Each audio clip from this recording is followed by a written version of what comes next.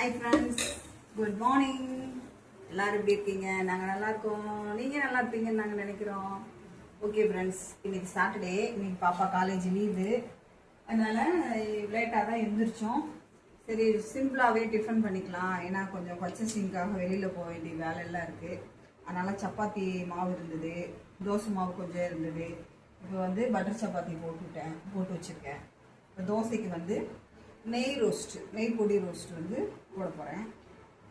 இதுதான் நாங்கள் சாப்பிட்டுட்டு பாப்பாவுக்கு கொஞ்சம் காலேஜுக்கு ட்ரெஸ் எல்லாம் எடுக்கிறதுக்கு போவோம்.